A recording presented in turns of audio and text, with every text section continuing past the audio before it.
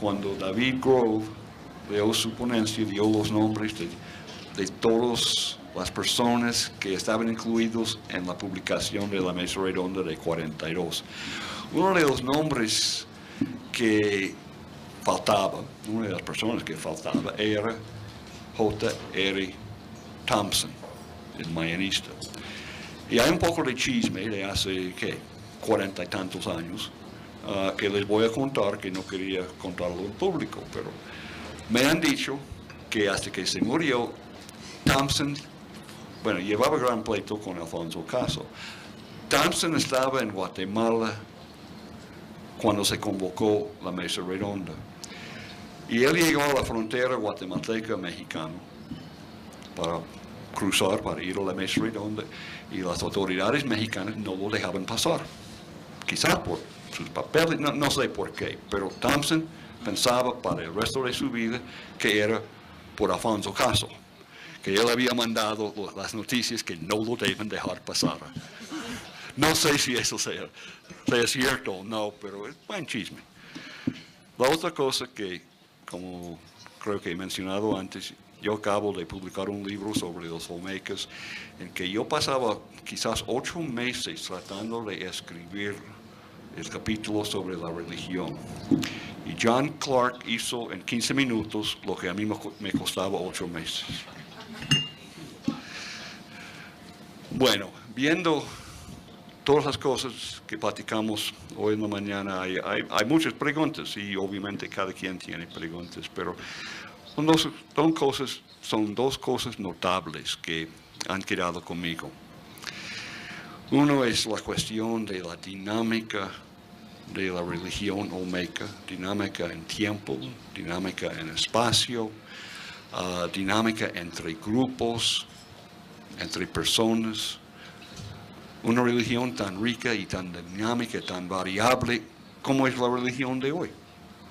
Piensen ustedes en, por ejemplo, qué es el concepto que tiene la gente en varias partes del mundo sobre San Jerónimo, o cualquier santo, o cualquier idea religiosa, que sea hindú, que sea Buda, lo que sea. Esto es un aspecto que se quedó conmigo. El otro, y eso es algo con que yo he estado peleando desde hace muchos años, ¿cómo podemos entrar las mentes de personas de hace 3,000 años que no dejaban textos escritos? Y aunque habían dejado textos escritos, todavía hay que meternos en sus mentes usando datos arqueológicos. Y eso para mí es uno de los grandes problemas de la arqueología del pasado, del presente y para siempre. A ver, ¿quién tiene comentarios, preguntas? Voy a retomar un poco lo que ayer te le había propuesto, que era el problema de la cronología. Todos inmediatamente pensaron en que vamos a cambiar la cronología o la forma de ver la cronología. Creo que sí es importante que lo veamos como un ajuste, como ver cosas nuevas. Simplemente pongo como dato lo que acabo de presentar.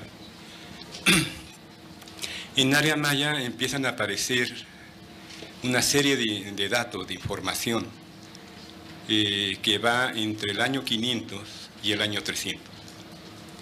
Es un cambio radical en el proceso de desarrollo de lo maya. ¿Dónde lo ubicamos? ¿Seguiremos hablando de finales y principios? ¿De finales del preclásico medio, principios del preclásico tardío? ¿O sería bueno que empezáramos a discutir si esos momentos que son fundamentales, precisamente con el dato arqueológico, estamos hablando de arqueología, ¿no? Si esos momentos no representan y deberían representar en nuestro conocimiento y en nuestra información, en nuestra transmisión de información, en cambios reales, ¿no? O sea, hay un momento, yo no sé para el resto de Mesoamérica, que este periodo del 500 al 300 antes de Cristo, hay un proceso muy importante. O sea, para la venta y Tres Zapatos parece que sí viene siendo casi el final, aunque todavía están en un proceso muy importante, pero está el inicio, digamos, de lo que va a ser las grandes culturas mesoamericanas. Entonces, creo que ahí habríamos que pensar más bien en repensar un poco estos ajustes que nos permitirían a nosotros mismos como que hablar un poco más claramente de los cambios que se dan en el tiempo. Esa es como una propuesta. Como eso es una mesa redonda que se trata de todos los aspectos de la cultura olmeca, y como obviamente la cronología es un problema muy grave para mucha gente, más quizás para ellos, para mí, pero obviamente es un problema muy serio. Ayer Ponciano propuso que se llevaba a cabo una reunión de tepocateros, viendo Tepocate y todo eso. Yo me gustaría recomendar que también en el futuro hay una conferencia dedicada a la cronología olmeca, porque o de formativo mesoamericano, porque si es más amplio, si entramos al clásico, tendría un año pero no sé qué les parece. Y yo no tengo fondos para financiarlo, así que...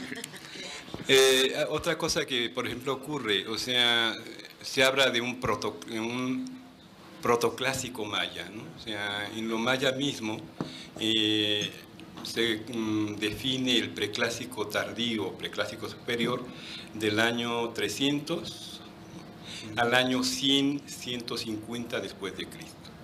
Pero parece, o no parece, hay un momento entre finales del preclásico e inicios del clásico, que hay un enorme también momento que va a ser el que va a dar precisamente la pauta de arranque a todo lo que va a ser el clásico en el área maya.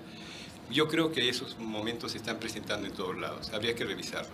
Y estoy de acuerdo, valdría la pena pensar en una reunión donde se discuta este problema con, digamos, más finamente. Estamos tomando nota de las propuestas de todo mundo sobre posibles temas para futuras mesas redondas. Esta es nada más la primera.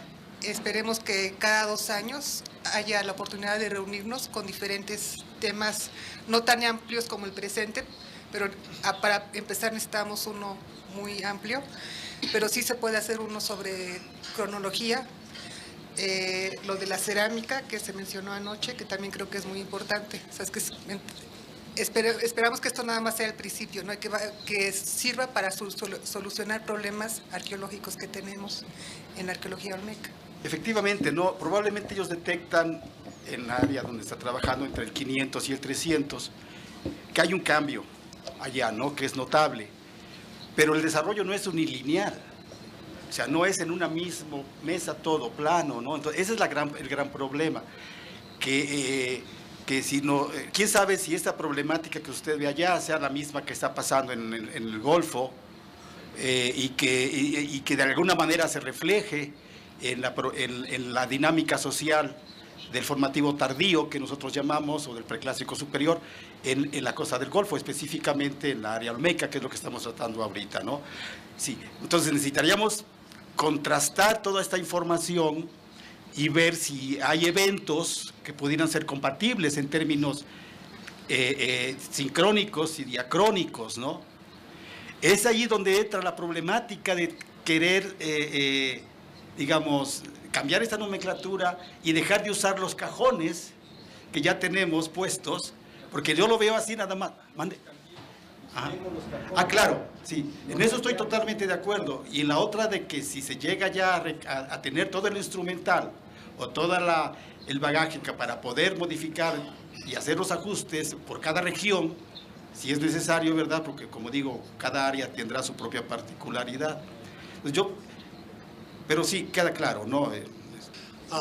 This is a question for Marcus Winter and his collaborator, who I think he can speak for.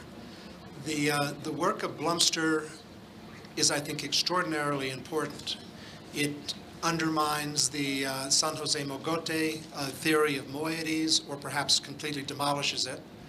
It reestablishes San Lorenzo as a huge presence of export wares. But what I'm curious about is, can this particular scientific technique help in other sites to determine the possible movement of figurines, and to distinguish in a very particular way, at Tlatilco, for example, what Olmec designed pottery is from San Lorenzo clay and what pottery with Olmec designs is from local clay. It begins to help us divide up motifs and techniques in a very specific way. I think it's potentially an unbelievably powerful tool to sort out huge interregional relationships, but also local things. Creo que también tenemos que tener muy claro el trabajo extensivo por regiones.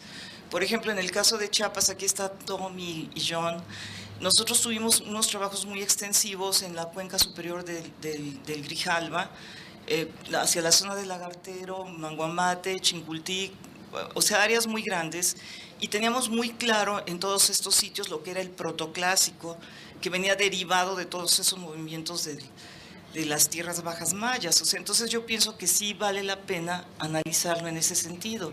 O sea, hay problemática en otras regiones quizá, y más bien retomar las regiones, hacer un análisis de sitios, pero también a nivel regional, porque en Chiapas sí tenemos, aquí está Tono para afirmarlo, en mucho tiempo, pues está Sonia también.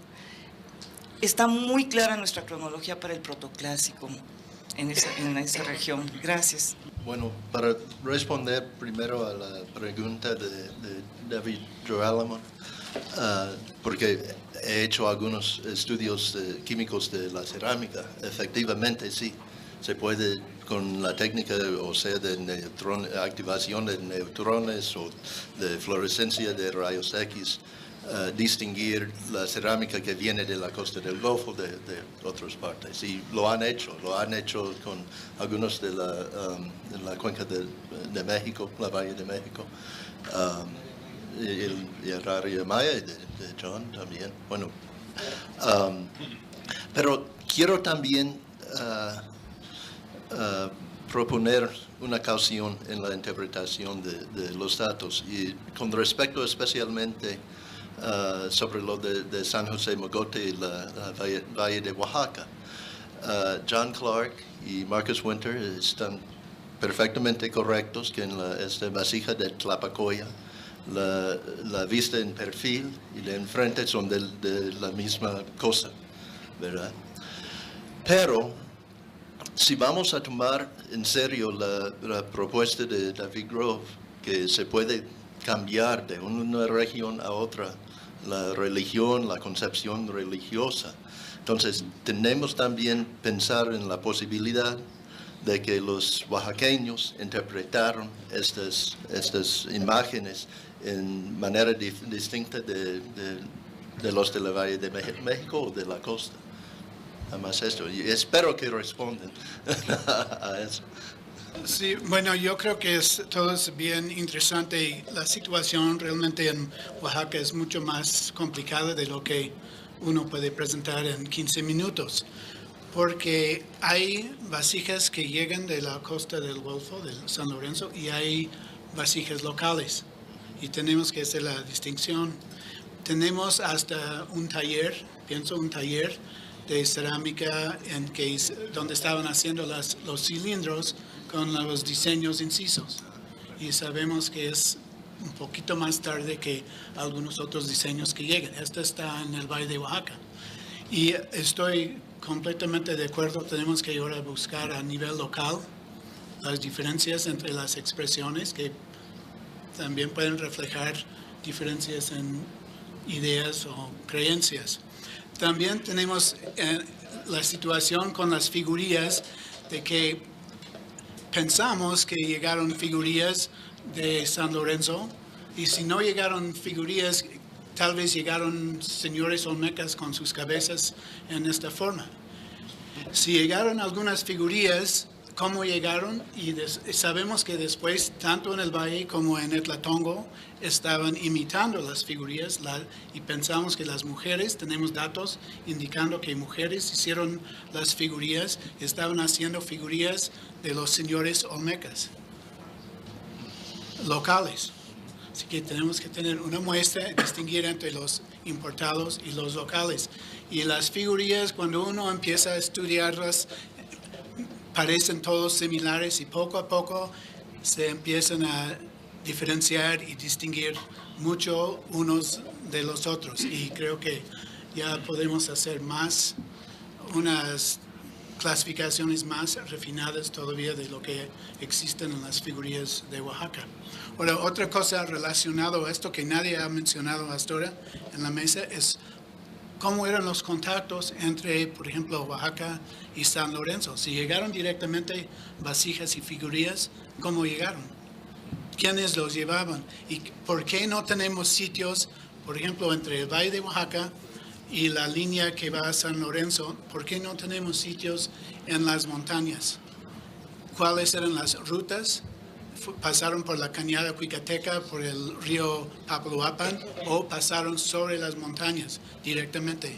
Y pues hace falta más recorridos, pero por lo menos en la cañada Cuicateca, donde uno esperaría quizá encontrar un sitio intermedio, existe por lo menos un sitio de la fase pre-olmeca, pero ninguno con cerámica olmeca. El artículo de que están hablando es un artículo que acaba de aparecer en la revista Science el 18 de febrero. Yo también escribí un ensayo para acompañarlo. Yo traía varias copias que puse en la mesa ahí a la entrada de la mesa redonda y desaparecieron todo. Ya no tengo más, pero sí. Como Science no es una revista que es muy común aquí en México. Si alguno de ustedes quieren una copia, favor de darme su nombre y dirección, y en abril, cuando regreso a los Estados Unidos, se les puede mandar copias. Hay que exigir también una copia gratis de su nuevo libro sobre los olmecas. ¿Qué crees que está pagando el viaje a México? No. Quiero complicar y contestar a las preguntas porque solo voy a mencionar datos que no son míos, pero son de Tomás Pérez y David Cheatham, que están trabajando en el sitio Cantón Corralito en la costa de Mazatán. Va a ser complicadísimo todos los diseños olmecas que hay. Pocos dragones y hay otros 40 o 50 otros símbolos distintos que hemos visto por el momento. Entonces, de reducir todo el corpus a dos símbolos o familias de símbolos es algo que no puedo imaginar por el momento. Otro asunto, ya Flannery publicó una vasija de San José Mogote que tiene los dos signos lado a lado igual en el estilo de la vasija de Tlapacoya. Pero sí, estoy de acuerdo con tu sugerencia de no vamos a llegar a una conclusión antes que hacemos el análisis. ¿Sí? Porque hay un patrón, no sé por qué, yo siempre pensé que fue una distinción cronológica y no espacial, y que las aldeas que tenían un símbolo eran más tempranos que las aldeas del otro, por eso el patrón es tan claro, ¿no? Pero sí, envié una muestra de cerámica de Tomás Pérez de su excavación de Cantón Corralito en el mismo grupo de Jeff Blumster, pero no hemos publicado porque no tenemos permiso de la persona que estaba haciéndolo por su doctorado en Missouri. Pero tenemos mucha cerámica importada, pero los mismos símbolos y diseños que están en la cerámica importada están haciendo copias localmente, entonces no vamos a ver la distinción, yo creo, en el corpus. Solamente están copiándolo en la misma forma, mismo color, pero otra pasta. ¿Sí? Mencionaste el patrón y esta es la cosa clave, que son de la misma, son representaciones de la misma sobre supernatural o como ser sobrenatural que no explica el patrón Sí, de eso. Pero estoy de tienes dudas de la identificación de los elementos que hacen el patrón, ¿verdad? Muchísimo, muchísimo. Ok, bueno. Yo le quería preguntar al doctor en relación a su ponencia, en donde distingue, posiblemente haya dos tipos de religiones, ¿en dónde colocaría al manatí dentro de estos dos tipos de religiones? Y me llama mucho la atención que se ha hablado mucho de religión, pero no se ha hablado de la importancia del cerro dentro de la religión olmeca. Sí, él, pero digo, se está hablando de los sitios que son realmente olmecas, se están tomando elementos de la iconografía olmeca, dentro de la cerámica y de otros elementos, pero no se habla del cerro, de un sitio que es excavado y que tiene ofrendas y que tiene, y tampoco se ha hablado de los manantiales que también son muy importantes hasta dentro de la etnografía contemporánea nuestra. En Chiapas todavía se siguen haciendo ritos en relación a los manantiales y no se ha hablado de los manantiales. Yo creo que sí sería importante que consideráramos estos elementos ya como una parte de la misma religión de las creencias que tenían ellos sobre estos elementos, que yo creo que sí ya se deben de considerar, porque Chacalcingo es también una montaña sagrada, ¿no? Entonces, si yo le preguntaría dentro de cuáles de estas propuestas que da entraría el manatí, y otra cosa nada más. Yo quisiera preguntarles si ustedes, nosotros estábamos pensando a hablar sobre las hachas, porque generalmente las hachas de jade se les asocia con cuestiones de prestigio, gentes que tienen prestigio, que eso les da el estatus. Y nosotros estábamos pensando, nosotros tenemos 200 y tantas hachas en Manatí que son de jade, está probado porque se han hecho los análisis. Y nosotros estábamos pensando al contrario. Nosotros pensamos que el Manatí es un sitio social, es un lugar de peregrinaje en donde la gente va a depositar sus ofrendas y que el hacha no es es de prestigio. A lo mejor estamos equivocados, por eso se los estoy planteando. Que no es de prestigio, sino que más bien es un bien social que se va a entregar comunitariamente a los entes, al agua, a la montaña, no sé, pero que no tiene que ver nada con este prestigio que se ha manejado de que una persona por poseer un bien exótico, eso le va a estar dando prestigio. Esa idea de gran religión y pequeña religión fue mi manera, una manera heurística para pensar en la religión olmeca. Y claro que hay una mezcla. Y cuando estuve escribiendo mi ponencia, empecé a escribir sobre tu gran lugar porque estuve con la pregunta adentro, ¿dónde voy a poner el manatí? Entonces, mi solución fue para no mencionarlo. Y la otra cosa, Carmen, mencioné del paisaje sagrado, etcétera, etcétera, pero mi ponencia, y no hablé, y como preguntó Mario, ¿por qué no hablaste sobre Chalcatzingo? Pues es porque yo pide a Rebeca, ¿puedo discutir a Chalcatzingo y unos monumentos nuevos no publicados? Pues no, tienes que escribir sobre las direcciones futuras en la religión de las olmecas. Eso es porque estoy dando. Entonces hay dioses olmecas todavía. Y qué bueno que pusieron a John Clark y yo en la misma ponencia en religión en lugar de civilización, etcétera, donde no estamos en acuerdo ni hasta el color de los calcetines. si puedo mencionar en referencia de David Joe Rollman y Dick, y no quiero entrar en un debate con ustedes, pero hay muchos problemas con este artículo de Blomster y su manera de sus muestras.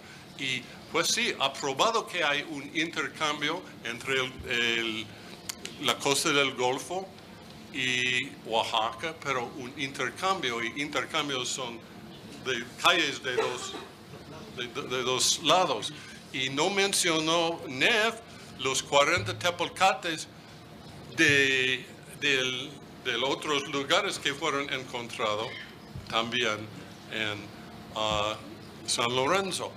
Y la cosa es, sí, Blomster ha probado, y es muy bueno por eso que había un intercambio de tepalcates o de vacías. Mi pregunta fue cuando llamaron el New York Times a mí, ¿qué pienso de esto? Que pues la pregunta no es si fue un intercambio, más que contenía las vacías en este intercambio. Pues entonces, pero el problema que tengo con Blomster es que para él esa es prueba, este intercambio que prueba de la cultura madre. Bueno, yo tampoco no quiero entrar en un debate sobre eso, pero les voy a contar un chisme. El reportero del New York Times llamó a él y a Ken Flannery antes de llamarme a mí. Bueno, suena el teléfono y lo agarro y es John Noble, Wilford Noble. Y comienza a preguntarme sobre el artículo y mis ideas. Y dice, pues, bueno, ¿qué te parecen las críticas de David Grove y Ken Flannery? Y yo dije, bueno, ¿cuáles son las críticas? Y el reportero, me dijo, ahorita no me acuerdo. Y en fin, no salió el artículo en el New York Times. Yo nunca lo vi. Bueno. Estos 40 tepalcates de San Lorenzo, que no caen dentro del grupo de San Lorenzo, todavía tiene con la mayoría de ellos tienen como su grupo más probable lo de San Lorenzo, y los otros, la mayoría de los otros tienen como su grupo más probable, aunque no caen dentro del círculo, el rango, lo de Chiapas, allí por San Isidro. Tal vez algunos sedimentos están llegando hacia allí de Chiapas que pueden ser similares también a los de San Isidro, pero por lo menos estadísticamente, aunque no se puede caerse dentro del rango de 99%, que sea 90%, no es posible que no vienen de otro lugar. Yo comparto la idea de Rebeca, creo que ya tenemos dos buenos temas para las siguientes mesas redondas olmecas, y a lo mejor uno tercero va a ser mitos, entre interrogantes, comillas, puntos suspensivos y lo que ustedes quieran. Pero mientras, creo que podemos hacer una página web de Olmecas en donde podamos tener espacios de discusión y donde tal vez podamos ir formando esa base de datos de una tipología de símbolos, una tipología de cerámicas, y yo creo que esto es algo que muy fácilmente podemos hacer entre el INAH y la universidad. O sea, creo que podríamos establecer foros de discusión, ponernos de acuerdo en una determinada fecha para estar un grupo de personas al mismo tiempo en esos foros de discusión, y a lo mejor podríamos ir adelantando temas que concretarían nuestros espacios de discusión intensa en una mesa redonda, ¿no? Regresando a San Lorenzo unos minutos, creo que sería muy extraño si no hubiera en San Lorenzo cerámica de importación. ¿Cuántos tepalcates pueden existir en San Lorenzo? ¿Y cómo podemos diseñar un programa de muestreo para tener confianza de que hemos visto o que tenemos muestreado un grupo suficiente para detectar el intercambio? Tan complicado. Sí, yo creo que la evidencia también, otra de las evidencias que hay de que fue de Oaxaca vinieron cosas para la zona por donde andamos, San Lorenzo con nosotros, es precisamente un estudio que está en proceso del geólogo Jacinto Robles, ¿verdad?, que está estudiando las muestras de serpentinita de la Merced, de un sitio también que yo creo que ustedes habrán ya leído algo de esto. Es una ofrenda masiva de más de 1000 hachas de serpentinita, y parece que los datos indican, sus datos de él, que todavía está sin publicar, por supuesto, nos dio el permiso de usar esta información, proviene de Cuicatlán. Toda la serpentinita de la Merced proviene de Cuicatlán. Entonces, pues ahí está otra evidencia de que hay un intercambio bastante importante, ¿no? Porque la ofrenda de la Merced es realmente masiva, ¿no? Y no solamente en la Merced se observa todo el proceso de trabajo, desde los nódulos, la materia prima, hasta ya las hachas terminadas, desde tamaño así hasta de 5 centímetros. Entonces, solo para ver que hay intercambio de ambos lados, ¿no? Quienes hacen el análisis tipológico de materia lítica están muy conscientes de que uno es el elemento que se encuentra y se analiza, que a través del tiempo no se han hecho los suficientes análisis petrográficos para identificar de dónde viene la materia prima que se hizo. Sin embargo, este concepto de atribuir que vienen de otro lado ha sido mucho por el estilo, por las formas. Y esas formas que son, tanto en lítica como en cerámica, que son copiadas por alguna razón que es el intercambio cultural, más no el material físico de importación. Y esto tendría que empezarse con otro catálogo de identificación de materias primas, de dónde se hacen y lo que son la imitación de la misma forma. Había que empezar ese otro nuevo estudio para establecerlo. Tú habías, pues ya no había propuesto hacer una tepalcatera, una ceramoteca en cada una de las regiones para hacer el intercambio y tener el material que puedes ver, que puedes palpar, que puedes analizar para identificarlo. Porque cuando está uno estudiando y ve representaciones fotográficas y dibujos de otro material y dices, esto es igual a tal, pero cuando lo ves, lo tienes en la mano, te das cuenta que no es tal. Entonces, hay esas imitaciones que se han venido haciendo, que se hicieron durante la etapa prehispánica y que ahora nos están conduciendo a decir es estilo o es importado o es relacionado con. Pero no tenemos los pelos de la burra, no tenemos el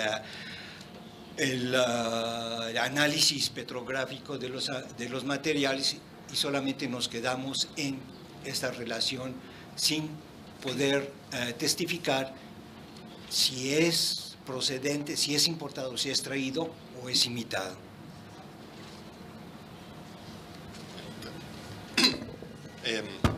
Me gustaría cambiar el tema un poquito y preguntar por qué no hemos hablado de religión como ideología política. Para mí lo interesante, lo más importante de lo que llamamos el fenómeno Olmeca es la formación de una nueva identidad elitista que radica más allá por todo de Mesoamérica. Para mí esta es una nueva identidad social que se forma en el proceso formativo. Y que sobrepasa las fronteras locales. Sí. Bueno, en la ponencia de Susan, si lo entendí bien, citó Rosemary Joyce. No estamos hablando de una nueva identidad, pero muchísimos, porque es un juego de identidades nuevas y no solamente uno, creo. Esto me ocurrió también pensando en lo que dijo David Grove sobre los rituales domésticos, que no hemos considerado que tal vez la gente común no aceptaran la religión dominante de la élite. No sé qué piensan de esto. Hay distintos estilos asociados con distintas identidades sociales y tenemos evidencia del ritual doméstico que es bastante diferente de los rituales que se llevan a cabo en los centros de los centros, en las áreas públicas de los centros más poderosos. Otra parte de la pregunta de Mike, creo que tenemos que averiguar si la religión y la ideología es lo mismo o es separado, ¿no? Sí, sí. Porque ya tenemos que ver la variabilidad de los signos, diseños, contextos. Va a ser un gran lío. Es muy complicado. Algunos tienen que ver con mitos sobrenaturales, humanos, políticos. ¿Y cómo vamos a distinguir cuáles signos son religiosos en cuáles contextos? Y cuando estamos manipulando la ideología para la legitimización social, etcétera, etcétera, ¿no?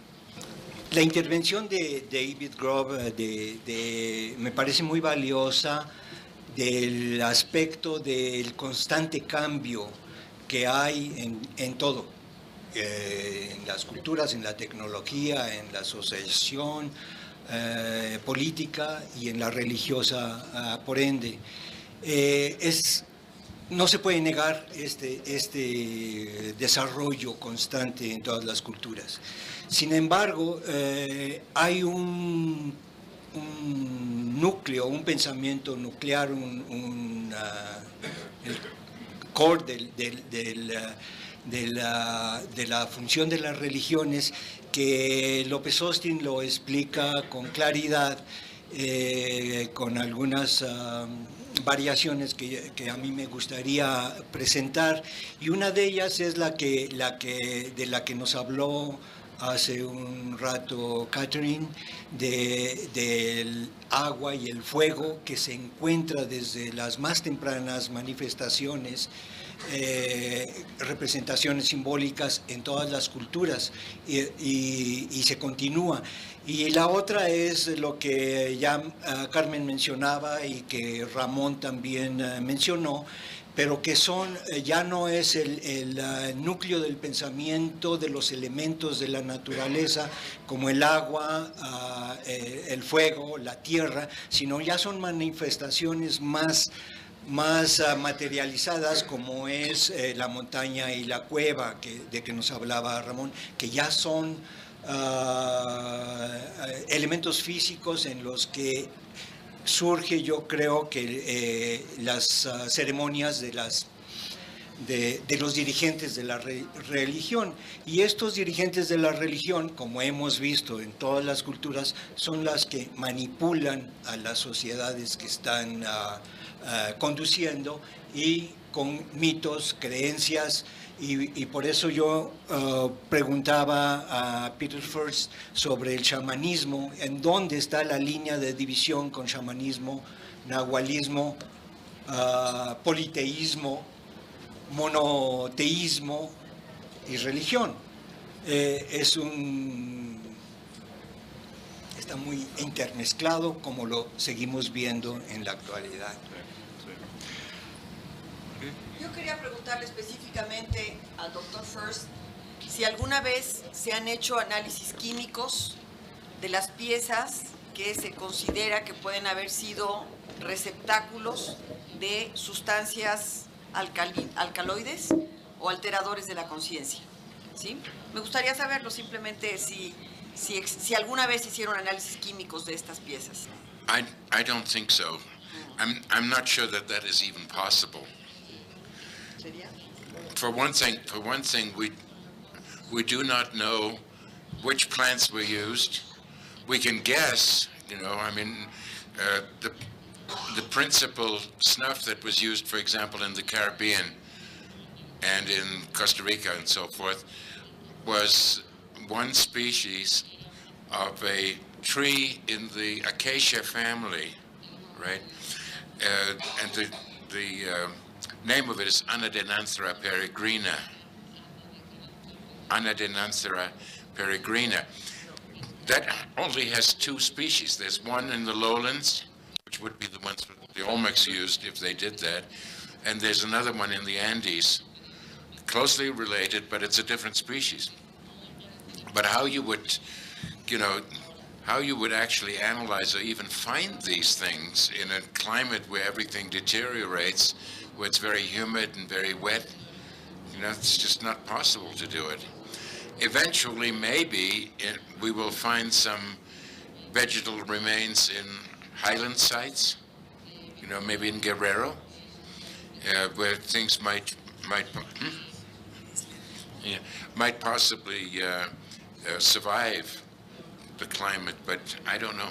Yeah, I think that that you have a good point, that I think it's worth trying these things, trying to find residues, and there are contexts where we at San Andres, for example, have found a lot of botanical material which has been preserved in wet environments. So I think it is out there if you look in the right places and use the right analyses.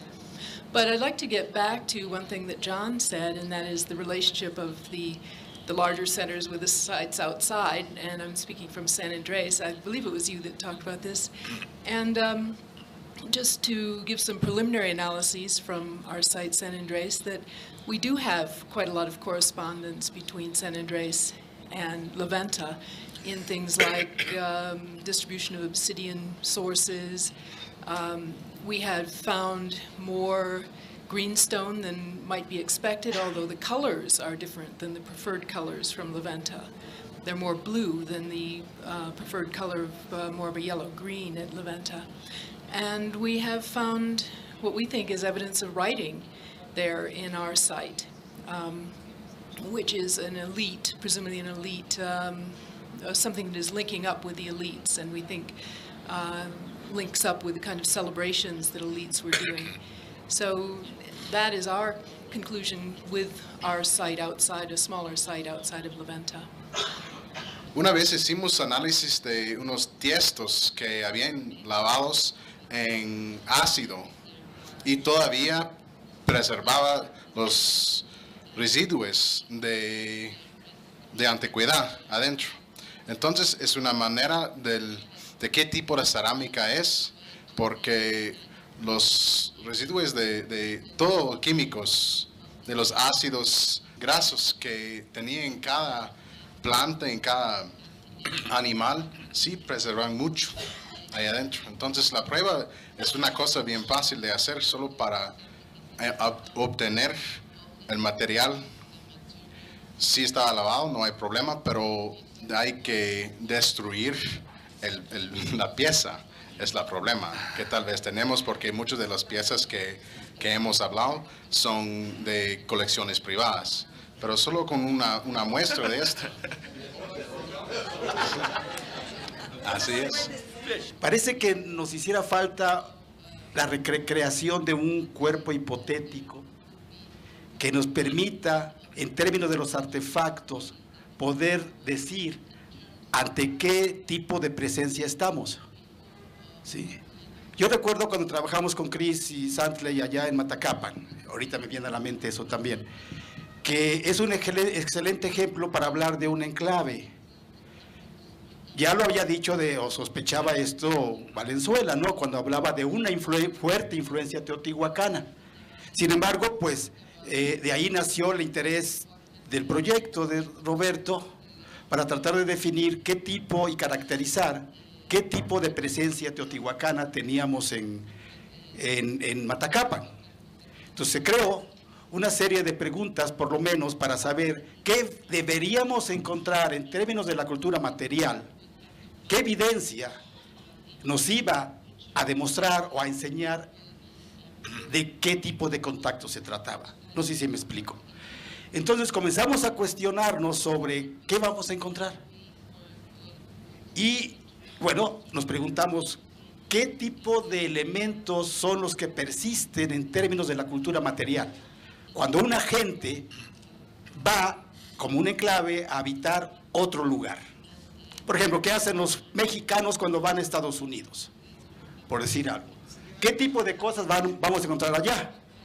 Lo primero que hay una cosa que es fundamental, es el aspecto culinario. ¿Sí? Vamos a imitar, a imitar el tipo de comportamiento que tenemos en nuestra patria, en nuestro país natal. Los teotihuacanos, cuando llegaron a Matacapa, imitaron sus vasijas estilo teotihuacano, con soportes estilo teotihuacano, trajeron o hicieron sus candeleros para hacer sus rituales domésticos o de otro tipo, construyeron también un templo al estilo teotihuacano, ¿sí? Y otra serie de elementos que conforman una estructura ideológica, tanto social como religiosa. Entonces, este tipo de elementos que nosotros encontramos en la cultura material en Matacapa nos llevó a plantear con mayor consistencia que se trataba no solamente de una influencia de un momento y ya, ¿no? Sino que era un poquito más allá. No sé si todos estén de acuerdo en que se trata de un enclave o no, pero bueno, creo que quizás me gustaría que Cris pudiera, que él también trabajó ahí, pudiera ver esto, ¿no? ¿No quieres opinar? Nada más quiero añadir que al final conocemos que no solamente había un enclave en una parte de Matacapa, o una parte que tenía eso, pero todo el sitio lo tuvo. Hay hasta algunos sitios que están afuera de eso, entonces tenemos que pensar en un proceso un poquito distinto de eso. Todavía creo que llegaron teotihuacanos ahí, pero pues... Yo trabajo con hispanos que están en Alabama en varias cosas. La mayor parte son mexicanos, pero también hay guatemaltecos, hay muchos salvadoreños, peruanos. Lo que traen todos los mexicanos, aún más que la comida, es una imagen de la Virgen. Puede ser una imagen grande, puede ser una imagen pequeña, puede ser un colgante, pero la Virgen va con ellos, todos. Mi segundo punto es que parado ahí en la puerta es Doug Bradley, quien ha estado estudiando figurillas, olmecas y otros, y encontrando restos invisibles de alguna pintura o pues yo no sé qué cosa es, pero cosas que no se ve al ojo se puede encontrar con luz fluorescente. Y estoy seguro que él está dispuesto a platicar con quien quiere sobre su... Some of the so-called psychedelic plants are very stable, or rather the alkaloids are very stable. Others disappear very quickly. Mushrooms, for example, sacred mushrooms of psilocybe genus, become ineffective after about 6 months. However, recently some peyote was studied that was found in the Trans-Pecos region of southern Texas, right north of the Mexican border. I submitted 2 peyotes to UCLA maybe, I don't know, 5 years ago, and we got dates of 6,000 or 7,000 years. More recently, somebody else tested peyotes, and not only the date was a little younger than that, maybe 5,000 years, but they actually found mescaline still active, very attenuated, but it was still there. That's 5,000 years. So maybe we can find something that's only 3,000 years back and test it and see whether it's still effective or not. But that is one of the problems. They're not all equally stable. I've been listening to the discussion this morning and also yesterday, and there's a big piece missing to this puzzle, and I think it's preventing us from answering this question, such as how could we distinguish a big religion from a little religion? What was El Manatí, religión grande or religión pequeño? How did these things from San Lorenzo, these ceramic vessels from San Lorenzo, get into Oaxaca, and why? What is the difference between an elite religion and the commoner religion? Why have not we been talking about political ideology and the commoners? And the missing piece is social organization. And I haven't heard anything about a model of social organization that would allow us to explain social processes, including even domestic ritual, how our households organize, how our neighborhoods or communities organize, and how our hierarchical differences played out in social processes in daily life and also in ritual. So I would like to suggest that in the Segunda Mesa Redonda Olmeca, that there be a panel on social organization, economic organization. We've heard nothing about crafting, which is an important aspect of economy and society and identity. So I would like to point out that until we tackle models of social organization, understand how people interacted with one another, we are not really going to be able to answer these questions. As long as I have the microphone, I would like to say one more thing in regard to the lineage model that Joyce Marcus proposed for the Oaxaca with the two designs. I don't agree at all with Joyce's interpretation of the identities, the supernaturals that she identifies of those two, because they are clearly two aspects of the same being. Nevertheless, that does not deny the fact that unless it's some statistical fluke, that there were spatial differences in the distributions of those designs, and as archaeologists we have to pay attention to that, even if we don't agree that one is the angry earth and the other is the lightning or whatever it was she called them. And I think it makes perfect sense for there to be a spatial distribution that has to do with domestic or neighborhood identities that are two aspects of the same being. I think it's perfectly logical because these groups, whatever they are, neighborhoods or whatever they are, I don't think they're moieties, if they're neighborhoods, have to get along, they have to be members of the same community. And it makes perfect sense for them to draw on different aspects of the same being to create connections among themselves.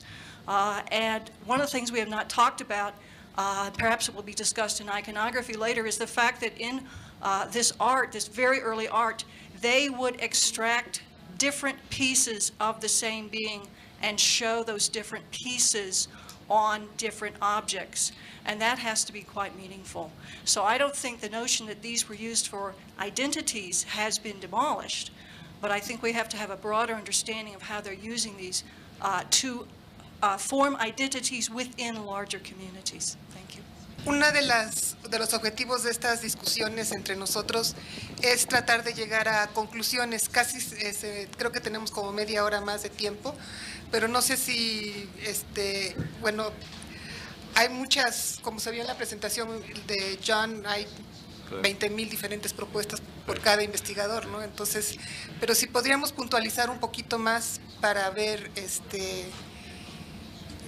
pues decidir qué es lo que pensamos sobre este tema, ¿no? Como conjunto, como comunidad académica. Me gustaría todavía hacer un comentario sobre lo que acaba de decir la doctora Gillespie. Me sorprende también en las revisiones que se hicieron sobre la religión que hay una persona ausente en su síntesis que me parece sí justamente tanto está analizando el problema de la organización sociopolítica y de la presencia del arte, tanto monumental como de figurillas en función de una revisión sociopolítica de la sociedad, que es lo de Anne Cyphers, que ha sido publicado y que incluso ha participado en la mesa, aunque sea a través de Stacy Simons, que justamente ella, dentro de su modelo de considerar la Olmeca un estado, está analizando la escultura monumental con un doble sistema vertical en lo que es alrededor de San Lorenzo y un sistema horizontal a nivel regional, analizándolo justamente por estilo, lo que sería humano zoomorfo dentro del sistema vertical y las representaciones híbridas en un sistema horizontal de centros que podrían competir con San Lorenzo. Es, por ejemplo, uno de los aspectos religiosos que no han sido manejados en ninguna de las resúmenes. Y lo que presentó aquí, que me considero que ella misma lo propone como un fenómeno a nivel doméstico, es la presencia justamente de formaciones distintas, también para representar pertenencias distintas a grupos dentro de la misma sociedad, que sería equivalente a lo que acaba de platicar de Oaxaca. Entonces yo creo que era importante recordar eso porque no es que no existe, es igual como la investigación doméstica, existe mucho más información a nivel todavía de tesis, pero sí ya hay bastantes trabajos dentro de la zona olmeca que dan información sobre contextos, rituales, tanto de élite como domésticos. Yo creo que sí es importante que nos recordemos que sí ya existe. Y pensando en lo que yo dije hace un rato de las dificultades de estudiar contextos domésticos en la zona olmeca, de una manera es más fácil hacerlo en la zona olmeca que en las ciudades grandes mesoamericanos. Y me hace pensar en cuando yo excavaba en Tula en los 70, en contextos domésticos, casas domésticas, lo que encontramos es que todos los cuartos estaban llenos de basura, pero no era basura de los ocupantes de la casa, era basura que tiraban gente de afuera después del abandono de la casa. No sabemos si era abandono de la casa, de un solo cuarto, cuarto por cuarto, o cómo era la cosa, de dónde vinieron la gente que tiraron su basura ahí. No más que sabemos que era basura llena de figurillas, de obsidiana, de tepocate, de toda clase de cosas materiales que no tenían nada que no tenía ninguna relación con el uso de la casa. Esa situación no existe o no prevalece en la costa del Golfo o en la zona olmeca. Entonces, quizás hay más oportunidades de hacer estudios de ese tipo. 99% de los objetos que nosotros excavamos en Tula en 3 años, francamente, no tenían nada que ver con las casas que estamos estudiando. De la pregunta de Mike Love sobre por qué no estamos hablando de una ideología política, y tal vez es porque está tan aceptado ahora que casi todo de la iconografía olmeca trata del poder de los líderes olmecas, pero sí vale pensar más en eso, y especialmente si el logro de los gobernantes de olmecas en términos ideológicos fue cooptar, ¿es palabra? No sé, cooptar el chamanismo, las técnicas chamanísticas para apoyar su propio poder. Entonces, ¿qué pasó con estas prácticas en otros contextos? Había todavía chamanes que no fueron ligados a los gobernantes. Cambió entonces los rituales domésticos por no tener acceso directo a eso. Es el otro lado de la moneda, ¿verdad? Yo creo que en el preclásico medio todavía había resistencia a la idea de gobernación. Es decir, que había mucha resistencia a las ideas de los gobernantes. Lo que yo veo en el cambio después de la Blanca, en el ajuste, es que hay casi una cessación completa de rituales domésticos. Y estos rituales pasan a los centros de los sitios, donde fueron controlados por los gobernantes. Yo creo que sí había unos intentos de controlar los rituales domésticos por parte de los gobernantes para imponer su visión, su ideología. Y al principio yo creo que había resistencia. We do have some models in South America and Amazonia where shamans are chiefs. It doesn't happen everywhere. Shamans are shamans and political leadership rests in other people. But in many societies, it is the shamans who are made chiefs and who run domestic as well as public ritual. So maybe we should look at that. Now, I don't know how much literature there is on that subject. You know, usually what you get in South American literature, Indian literature, is a reference to the chiefs being shamans and vice versa. But then there's no real analysis of how their position in the society changes or what effects they have on ritual, you know. But there might be some models there, you know. I'm talking about agricultural societies, right? Enrique Verde, un coronel malvado en Chapecoense, etcétera, otras gentes, pero ellos siempre son individuos. Esa es la religión pequeña que habló Dave, ¿no? Ellos están al lado de la comunidad, están inmersos en la comunidad, pero se viven muy aparte. Tenemos ejemplo en la época colonial, estoy seguro, que una casa de primer orden entre 9 en un pueblo de siglo XVI con 600 casas en tamaños cuantitativos y cualitativos, es una de las mejores casas, con la excepción que no está en el centro, está en las afueras. O sea, estos curanderos, los chamanes, los rezadores, como lo quieren llamar en su comunidad más cercana, están ahí, pero están inmersos dentro de la sociedad, y esa sí es la religión pequeña, ¿no? En comparación de la iglesia grande, que van todo el pueblo para sostener el santo y llevar a cabo, ir a las misas y todo lo demás. Entonces, aparte, digo, eso no es contra lo que dijo Peter, sino que simplemente estoy pensando cuando habló Chris, que sí tenemos modelos de cómo funciona de esta pequeña religión totalmente engranado adentro la sociedad, la comunidad. Tenemos otro ejemplo, por ejemplo, en Chiapas hay un sitio con uno de los maquetas más grandes que conozco, está como a 3-4 metros, maqueta arquitectónica, que está totalmente afuera del centro ceremonial, está en el patio de una casa habitacional, y parece que fuera yo tenía la idea que pues parece, ¿por qué no está en el centro regional? Digo, donde hay un juego de pelota. Esta maqueta tiene 3 plazas, 3 juegos de pelota, tiene 3 caras en los costados de la piedra, que parece como que fuera el hombre grande de cada uno de estos pueblos. Lo hemos tratado a comparar el plano de cada uno de estos sitios con sitios, centros regionales alrededor.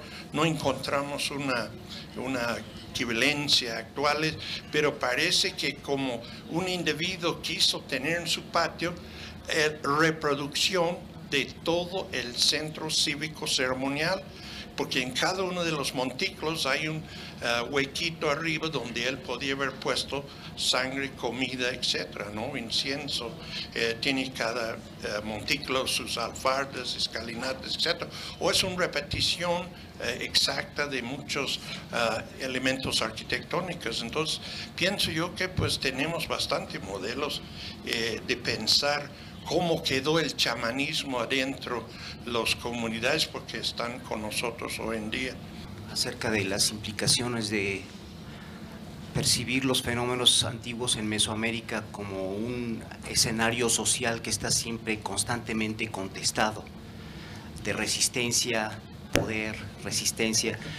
El comentario es muy breve. Es interesante notar que muchos de los desarrollos documentados históricamente sobre la invención de sistemas de escritura surgen en contextos de resistencia, sobre todo asociados a movimientos mesiánicos.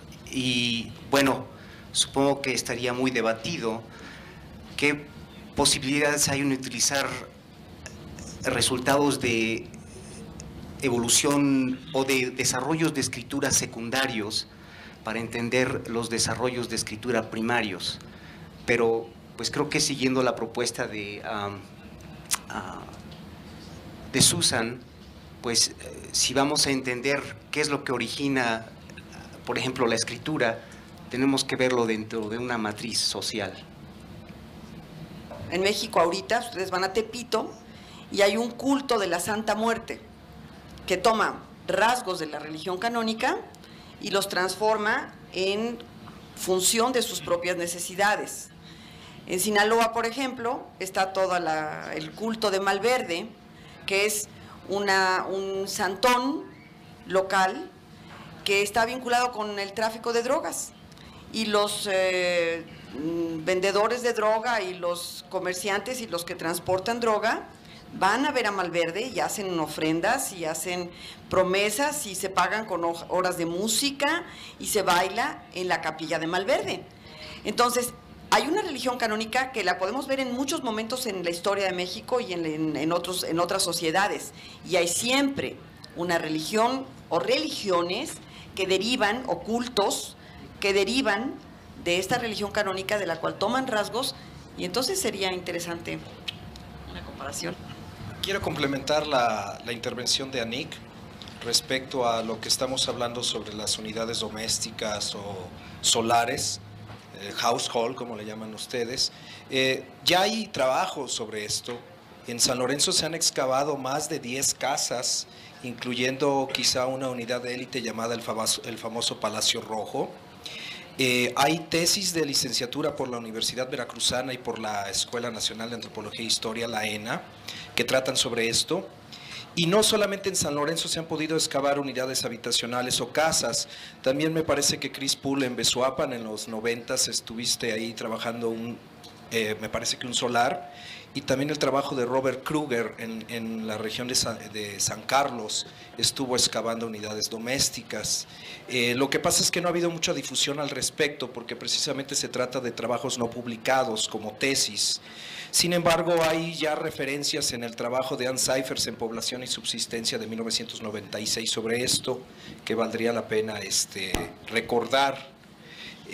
Uno de los principales motores que frenan esta difusión de las publicaciones es que son tesis presentadas muchas veces en universidades de provincia como Jalapa, y algunas tesis de la ENAS que por algún motivo no llegan a publicarse, especialmente si no logran ganar un premio INA y aparecen en la colección científica de la misma institución, ¿no?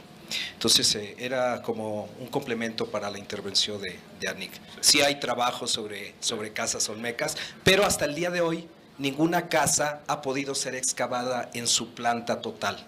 Eso también hay que reconocer. Bueno, eso es otro problema, el problema de falta de publicaciones sobre investigaciones que sí han hecho ahí a cabo. Son las 1:20. Tenemos 4 horas y 20 minutos de estar sentados. Y a mí se me hace que ya es mucho. Vamos a pararnos, vamos a terminar porque podríamos seguir toda la tarde. Mejor nos paramos y nos vamos.